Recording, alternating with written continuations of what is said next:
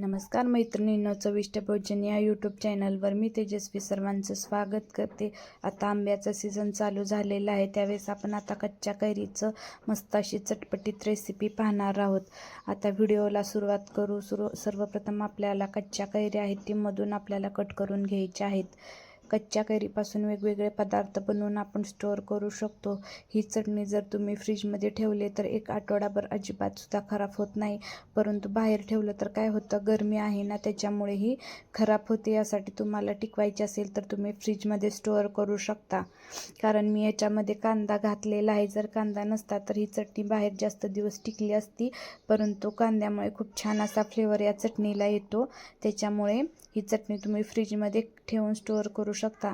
आता इथं मी मिरच्या कट करून घेणार आहेत. मी इथं एकच मिरची घेतलेली आहे कारण ही मिरची तिखट आहे. नंतर आपल्याला कोथिंबीर कट करून घ्यायची आहे. आता आपण कोथिंबीर पण कट करून घेतलेली आहे. आता आपल्याला टोमॅटो लागणार आहे. मी इथं 2 टोमॅटो घेतलेले आहेत. आता टोमॅटो आपण कट करून घेऊया. खायला पण खूप छान अशी ही चटणी लागते. तुम्ही ब्रेडच्या मध्ये पण ही लावून मस्त असं ब्रेड पण खाऊ शकता. आता आपल्याला कांदा कट करून घ्यायचा आहे. चवीला खूप छान लागते आणि उन्हाळ्याच्या दिवसात काय होतं, आपल्याला जेवण जात नाही, त्याच्यामुळे तुम्ही अशी चटणी स्टोअर करू शकता. इथं हिरव्या कैऱ्या, टोमॅटो, यानंतर मी इथं लसूण घेतलेला आहे, कांदा, कोथिंबीर, मिरची घेतलेली आहे. त्यानंतर कढई गरम होण्यासाठी ठेवलेली आहे आणि कढई गरम झालं की आपल्याला त्याच्यामध्ये तेल टाकायचे आहे. आणि इथं मी 1 चमचा तेल वापरलेले आहे. तेल गरम झालं की आपण पुढची तयारी करूया. सुरुवातीला लसणाच्या पाकळ्या आपल्याला या कढईमध्ये टाकायच्या आहेत आणि त्यानंतर आपल्याला ह्याच्यामध्ये हिरवी मिरची टाकायची आहे. त्यानंतर हिरवी मिरची टाकली की आपण याच्यामध्ये कांदा आणि कोथिंबीर टाकूया. कांदा आणि कोथिंबीर टाकले की व्यवस्थित असं तेलामध्ये परतून घ्यायचे आहे. आता आपण हे परतून घेऊया.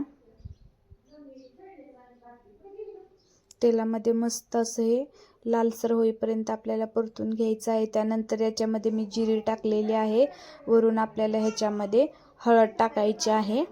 हळदीमुळे खूप छान असा कलर येतो आणि उलताण्याने हे पण आपल्याला परतून घ्यायचे आहे. त्यानंतर आपण कट केलेलं टोमॅटो आहे ते आपण आता कढईमध्ये टाकणार आहोत. टोमॅटोने पण खूप छान अशी चव येते. काही वेळेस कैरी जास्त आंबट नसली तर कैरीला चव येत नाही, त्याच्यामुळे कैरी आणि जे आपण टोमॅटो घेतलेले आहे खूप छान अशी दोन्हीचं एकत्र करून चव येते. आता कट केलेल्या ज्या कैऱ्या आहेत त्या आपण आता कढईमध्ये टाकलेल्या आहेत आणि ह्या कैऱ्या व्यवस्थित असं उलताण्याने आपल्याला परतून घ्यायच्या आहेत. गॅसची फ्लेम सुरुवातीला फुल ठेवायची आहे आणि मधून अधून आपल्याला परतत राहायचं आहे. आणि आपल्याला चवीनुसार मी इथं अर्धा चमचा मीठ टाकलेलं आहे. आणि अजून एकदा आपल्याला ह्या कैऱ्या, टोमॅटो, कांदा, लसूण, मिरची आणि जिरे ह्याच्यात टाकले होते, हे मिश्रण मस्त असं आपल्याला तेलामध्ये परतून घ्यायचं आहे. आणि आता आपल्याला एक ताट ह्याच्यावरती झाकायचं आहे. आता आपल्याला व्यवस्थित असं हे शिजवून घ्यायचं आहे. आणि तुम्ही बघू शकता खूप छान असं टोमॅटो आणि कैऱ्या ह्या तेलामध्ये शिजलेल्या आहेत. आता आपण एका ताटात थंड होण्यासाठी ठेवणार आहोत आणि थंड झाल्याशिवाय मिक्सरमधून आपल्याला काढता येणार नाहीत. यासाठी मी फॅन खाली हे सुकायला ठेवणार आहे, म्हणजे थंड होईल. आता ह्या थंड झालेल्या आहेत. आता आपण एका मिक्सरच्या भांड्यामध्ये भरूया आणि आपण हे मिक्सरमधून फिरवून घेऊया.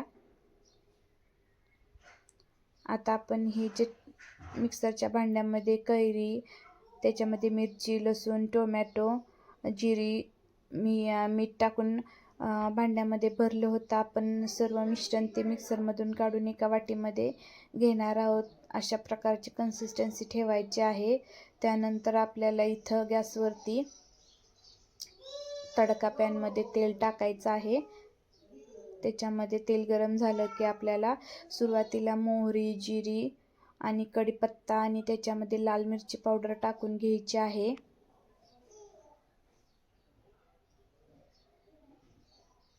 तडका व्यवस्थित बसला तर खूप छान अशी चव ह्या चटणीला येते. तुम्ही याला चटणी, लोणचं काही म्हणू शकता. आणि मस्त असा गरम गरम तडका आपल्याला या चटणीमध्ये टाकायचा आहे. हा तडका जर आपल्याला हे जास्त दिवस स्टोअर करायचा असेल तर तडका आहे तो गार झाल्यानंतरच द्यायचा आहे. परंतु आपण ही इन्स्टंट खाणार आहे, यासाठी मी गरमच मस्त असा तडका दिलेला आहे. आणि हे सर्व एकजीव करून घ्यायचं आहे. मी थोडं डेकोरेशनसाठी पुदिन्याची पानं वापरलेली आहेत. आपली चटपटी तशी आंब्यापासून, कच्च्या कैरीपासून आंब्याची रेसिपी तयार आहे. इथे मी कच्ची कैरी वापरली होती. तुम्ही ही भातासोबत किंवा इडली सांबारसोबत सुद्धा खाऊ शकता. आता ह्या सीझनमध्ये कच्च्या कैऱ्या खूप आपल्याला उपलब्ध असतात. ही तुम्ही स्टोअर करून फ्रीजमध्ये ठेवू शकता आणि हवं तेव्हा खाऊ शकता. पण 1 आठवड्याच्या वर जास्त खाऊ नका, कारण इथे मी कांदा वापरला आहे. व्हिडिओ आवडल्यास चॅनलला